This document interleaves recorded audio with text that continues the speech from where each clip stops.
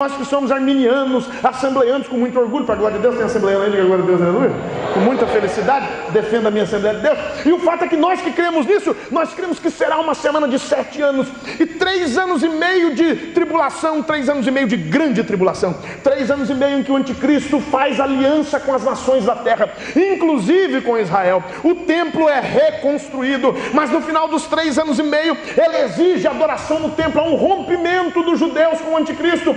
Eles rompem, porque eles entendem que a adoração é só o Senhor nosso Deus. Deuteronômio capítulo 6, somente ao Senhor teu Deus adorarás e só a Ele prestarás culto. Você pode dar glória a Deus por isso? O judeu sabe disso. Ele pede adoração idolátrica.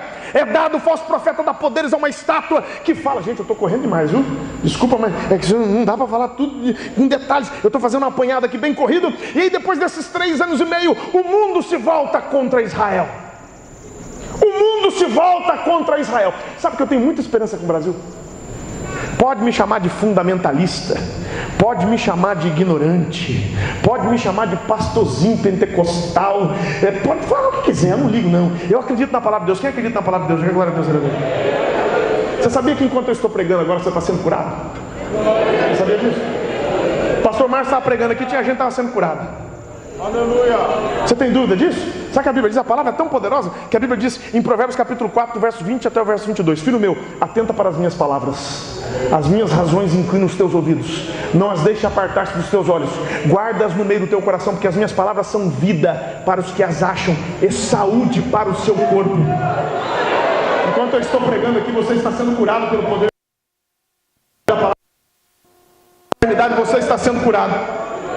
Basta ter fé, basta crer. Isso é só para quem crê. Quem crê, coloca a mão no peito aí. Fala bem assim: em nome de Jesus, pelo poder da palavra, eu estou sarado de todas as minhas enfermidades.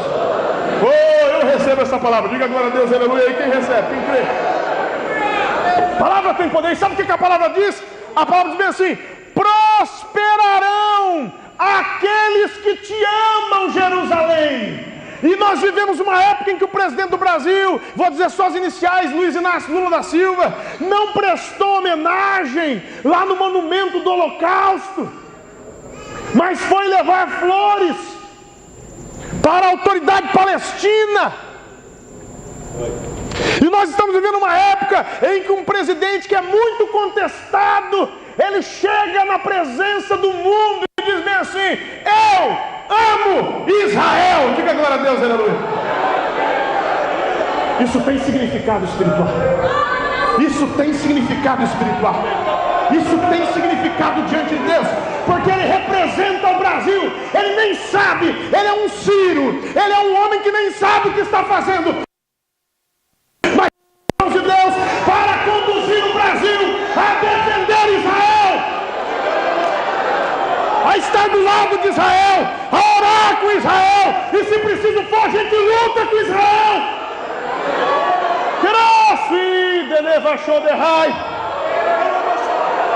Oh, eu creio que o Brasil vai viver um tempo de prosperidade financeira. Eu creio que o Brasil vai viver um tempo de paz. Os homicídios vão diminuir, os homicídios vão cair, a corrupção vai diminuir, porque a mão do Senhor está estendida sobre o Brasil. Deus tem uma promessa com Israel.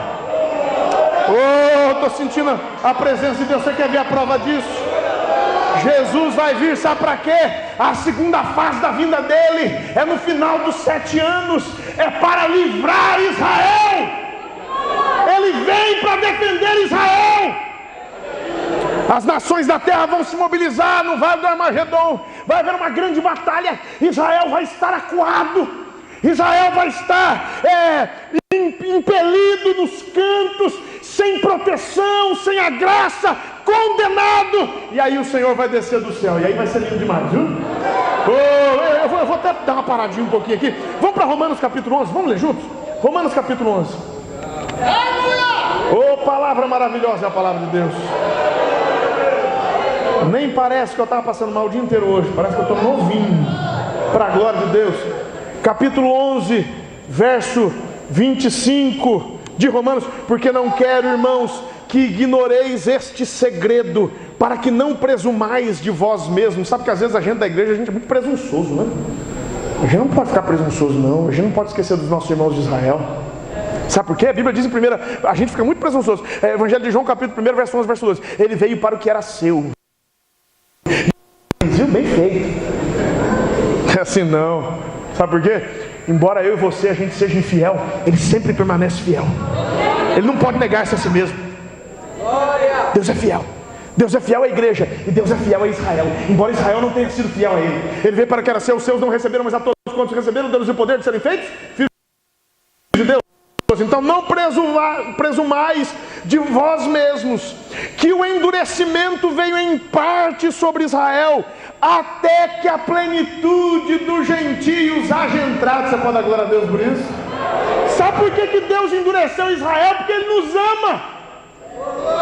Sabe por que Deus permitiu isso? Deus falou bem assim: eu já podia finalizar o plano, eu já podia colocar os meus escolhidos que são Israel, mas eu não vou deixar o Brasil de fora, eu não vou deixar a Argentina de fora, eu não vou deixar o Paraguai de fora, eu não vou deixar ninguém de fora, eu vou colocar os Estados Unidos dentro, eu vou colocar a Europa dentro. Eles podem ter perdido o rumo, eles podem ter se esquecido de mim, mas eu quero que eles entrem, e eles vão entrar, e quando a plenitude dos gentios entrar, aí eu volto para Israel.